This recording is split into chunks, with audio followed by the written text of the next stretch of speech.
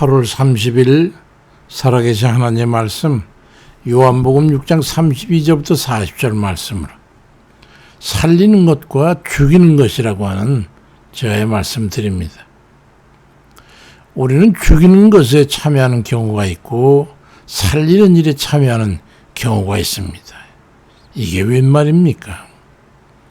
우리 주님께서 말씀하시기를 요한복음 6장 63절에서 살리는 것은 영이니 육은 무익하고 내가 너에게 이르는 말은 영이요 생명이라고 말씀하고 있고, 요한복음 6장 58절은 이것은 하늘에서 내려온 떡이니 조상들이 먹고도 죽은 그것과 같지 아니하여 이 떡을 먹는 자는 영원히 살리라고 말씀합니다.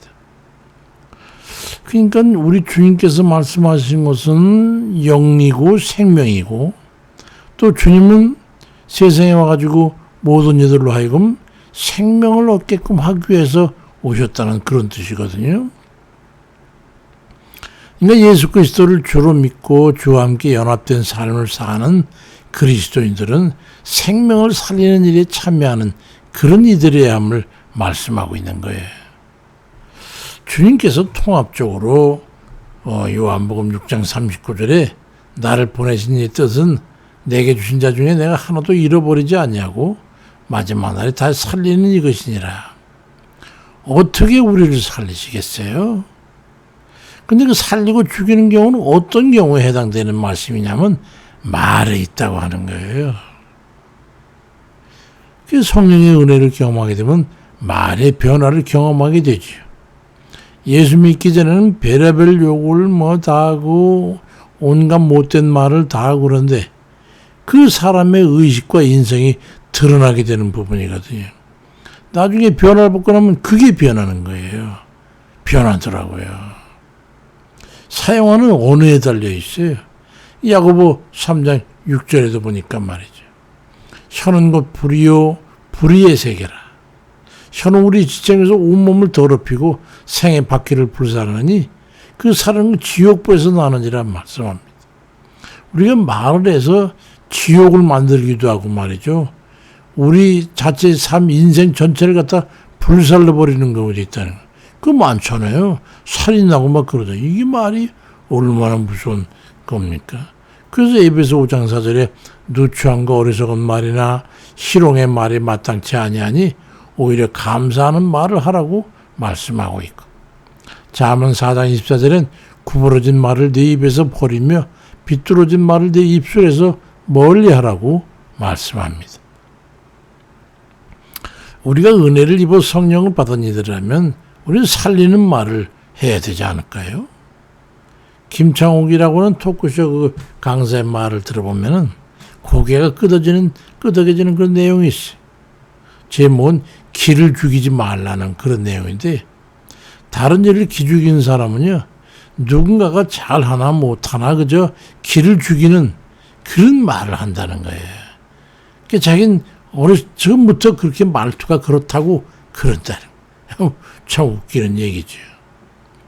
학교 공부를 잘해서 성적표를 받아왔는데도 잘했어.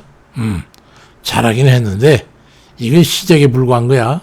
이제 한 10% 정도 이른 거야. 앞으로 더 열심히 해가지고 100% 고지에 반드시 이뤄야 되는 거야. 알았지?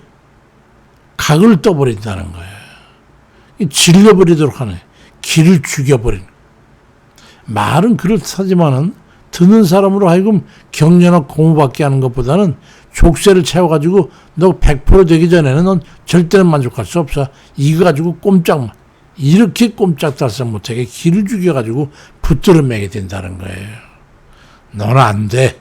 넌 처음부터 잘못돼 먹은 놈이야. 이런 부정적 굳히기보다도 더한 게 바로 뭐냐면 기를 죽이는 거라는 거예요. 그럼 다시 다른 큰 일을 못한다는 거예요. 기가 죽어가지고. 대부분 말로 찍어 누금으로써 용기 자체를 싹을 잘라버리고, 목표를 높이자고 더욱 힘쓰고 노력하기보다는 아예 처음부터 주눅이 들어가지고 처음에 하고부터 더 못한 조조한 수준에 언제 좌절하고, 아유 난 이제 틀려서 난 못해, 난 아니야, 이렇게 의식을 부정적으로 갖게 한다는 거예요. 그런데 어떤 이는 설사 잘못을 저질렀는데도 상황을 덜 엎었다고 할지라도 괜찮아. 그럴 수도 있지 뭐. 처음부터 잘하는 사람이 어디 있겠어. 걱정하지 마. 이러면서 의외로 용기를 북돋아주고 실수와 실패를 과감히 딛고 일어설 수 있는 그런 마음의 평안과 도전의식을 갖도록 고취한다는 거예요. 이 얼마나 격려와 위로 용기를 주는 말이겠어요. 난 그런 곳에 살고 싶어요. 저는. 우리는 남을 격려해주고 북돋아주는 그런 말을 해야 됩니다. 살리는 일이니까. 히브리 10장 24절에 서로 돌아보아 사랑과 선행을 격려하라고 말씀하고 있고, 사도 바울도 디모데후서 1장 16절에 오네시보로의 집에 긍휼을 베푸시옵소서, 그가 나를 자주 격려해 주었다고 말씀합니다. 사도 바울 같은 그런 위대한 사도도요, 다른 이의 격려를 받으면서 그 힘들고 어려운 사역을 감당할 수 있는 힘을 얻었던 거예요. 근데 하물며 우리 같은 소인들이 격려를 받고 용기를 얻고 그런 말을 들으면 얼마나 힘이 되고 좋겠어요. 누군가의 실수와 잘못을 덮어줄 수 있을 때 잘못과 실수를 한 사람이 숨을 쉬고 다시 살만한 힘과 용기를 얻을 수 있는 거예요. 우리는 그러한 칭찬과 격려와 괜찮다고 하는 관용과 이해하고 덮어주는 그런 말을 함으로 해가지고 그를 살려내는 그런 자리에 있어야 되지 않을까요? 그럴 수도 있어. 괜찮아. 걱정하지 마. 이런 말을 많이 연습하시고 실제 활용하시기 바랍니다. 행동 분석의 그 심리학적인 그 면에 보면 기본적인 가정은 그거예요. 인간의 특정한 행동은 선행하는 사건과 그 뒤에 일어나는 결과에 의해서 일어난다는 거예요. 다시 말해서 비난과 질책과 책망 같은 그런 선행 요인이 있을 때 결과는 소극적으로 되고 옹졸하게 되고 좌절공화가 포기의식에 사로잡히게 돼가지고 나는 할 수 없다라고 하는 자기 부인의 소극적 부적적 그런 행동을 낳게 된다는 거예요. 그에 비해서 칭찬과 관용과 이해와 격려로 감싸주고 덧입혀주게 되면 실수와 실패를 할지라도 다시 도전하고 힘을 내서 노력하고 기어이 성취의 결과를 만들어내게 된다고 하는 겁니다. 우리는 그래 어떤 식으로 나가야 되는 거예요? 칭찬과 격려 등의 선의 자극은 나는 할 수 있다라는 그런 자생 경험을 그게 하게끔 해가지고 학습된 그 긍정적 행동을 낳게 해서 적극적인 행동을 하게 하는 행동인자를 형성하게 된다는 거예요. 우리 그렇게 해야 되지 않겠습니까? 살리는 말을 말이지. 곁에 있는 사랑하는 이들 기죽이지 마세요. 길을 살려주는 이들이 돼야 되지 않겠어요? 그들을 밟아서 무엇을 얻겠다는 거예요? 다른 얘기는 어디가 아프냐, 얼마나 아프냐, 내가 먹을 거 해다 줄까, 어떻게 기도해 줄게, 걱정하지 마. 이것저것 격려와 위로에 힘을 더해주면서 가까운 자녀나 남편이나 아내에게 나가 죽어, 살아, 너는 틀렸어, 너는 안 돼. 이렇게 밟고 짓이겨버리는 이율배반적인 이들의 목적이 도대체 뭐예요, 도대체? 어서 그들을 못쓰게 만들어서 어서 죽기를 바라는 겁니까? 완전히 실패하고 망하기를 바라는 거예요? 에베소 4장 29절에 무릇 더러운 말은 너희 입 밖에도 내지 말고 오직 덕을 세우는 데 소용되는 대로 선한 말을 해서 듣는 자들이 은혜를 끼치게 하라고 말씀하고 있어요. 우리 부부에게는 관용어가 있어요. 요즘 많이 사용하고 있지.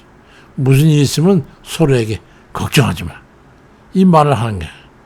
그럼 처음엔 말 들으면서 웃고 이제 그랬는데, 이 우스에서 말이 가만히 보니까 말이죠. 이 말이 그 우리를 아주 기쁘게 해주고, 안정감을 주고, 마음을 편안하게 해주고, 그걸 느끼게 되면서, 이거 참.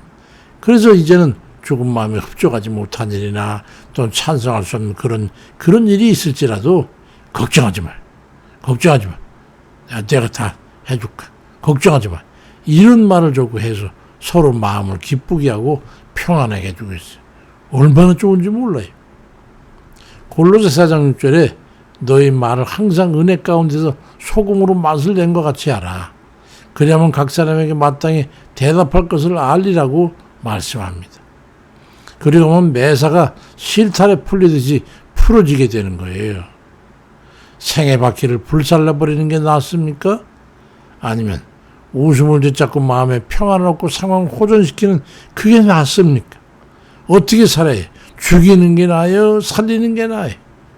관용은 거기 있는 거예요. 관용의 허용 범위를 넓히시기 바랍니다.